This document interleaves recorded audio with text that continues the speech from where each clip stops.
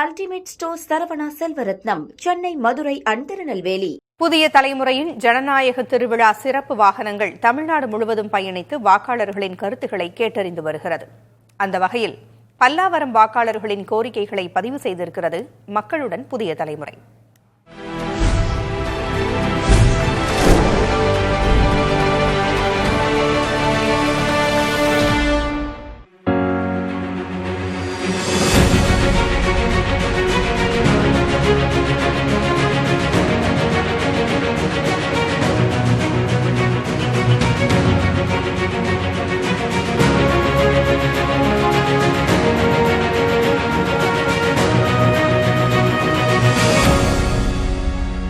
வணக்கம், இது மக்களுடன் புதிய தலைமுறை. இன்றைய நிகழ்ச்சியில் பல்லாவரம் தொகுதி சார்ந்த பிரச்சனைகளை பதிவு செய்யவிருக்கிறோம்.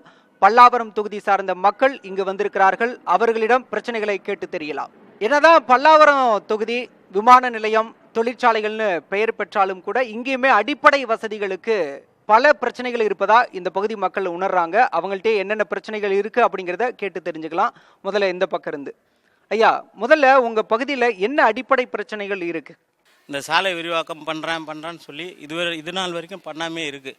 இதனால் போக்குவரத்து வசதி ரொம்ப அதிகமாக நெரிசல் இருக்குது. ஜிஎஸ்டி ரோடு வெற்றி தியேட்டர் எய்த்தாப்பில் பார்த்தீங்கன்னாக்கா கிட்டத்தட்ட 45 வருஷமாக தண்ணி நிற்கும். மழை பெஞ்சா ஒரு சின்ன அரை மணி நேரம் மழை பெஞ்சாலும் சரி, வெற்றி தியேட்டரில் டிராஃபிக் ஜாம் ஆகும், தண்ணி நிற்கும். அது இன்னும் கிளியர் பண்ணலை.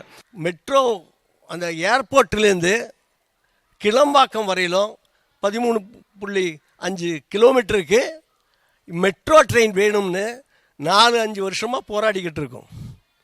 அதுக்கு என்ன காரணம்? டிபிஆர் தமிழ்நாடு அரசு மத்திய அரசுக்கு அனுப்பிச்சி வச்சது. மத்திய அரசு சில தரவுகளை கேட்டிருக்காங்க, ஆனால் அதில் டிலே ஆகுது. இது தேவையற்ற காலதாமதம். இந்த பம்மல் சங்கநகர் நாய் மாடு அதிகமாக போதுங்க.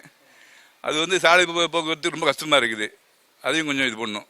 சாலை போக்குவரத்துக்கு மட்டும் இல்ல, மனிதர்களுக்குமே ஆபத்து. சரிங்க, அடுத்து அனாபத்தூர்ல இருக்கிற அரசாங்க பள்ளிக்கூடமா இருக்கட்டும், நம்மளோட இந்த நிகழ்வு நடக்கிற ஏத்தாப்புல இருக்கிற அரசாங்க பள்ளிக்கூடமா இருக்கட்டும், பசுமோன் நகர்ல இருக்கிற அரசாங்க பள்ளிக்கூடமா இருக்கட்டும், எல்லாத்துலேயுமே சுகாதார சீர்கேடு ரொம்ப அதிகமா இருக்கு. ஒரு பாத்ரூம் கூட நீட்டா இல்லை அப்படின்னா அப்போ பசங்களுக்கு அங்கே தொற்று நோய் உருவாகுது. இப்போ குடிநீர் நீர் மிக முக்கிய பிரச்சனை.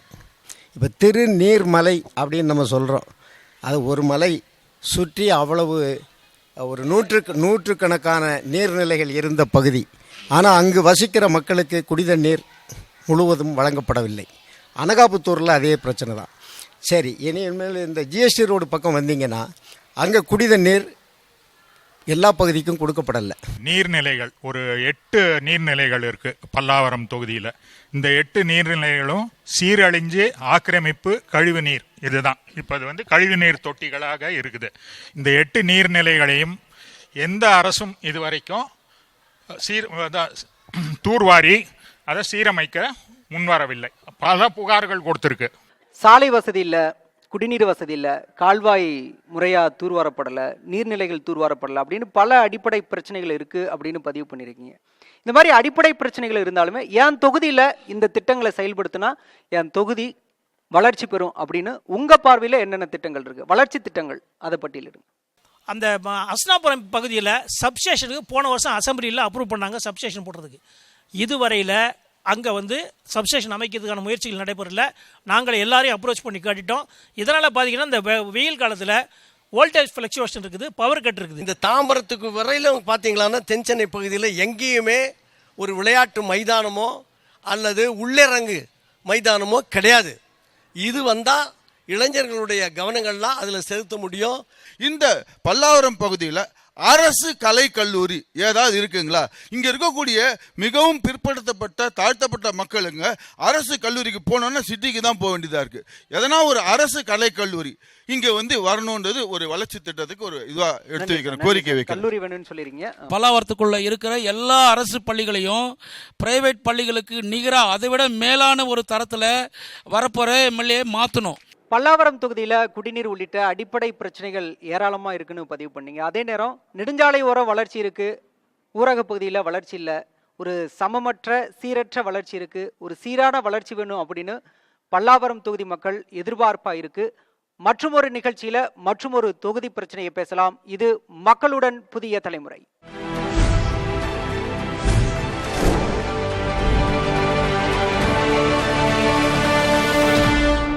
Ultimate store Saravana Selvaratnam, Chennai, Madurai and Tirunelveli.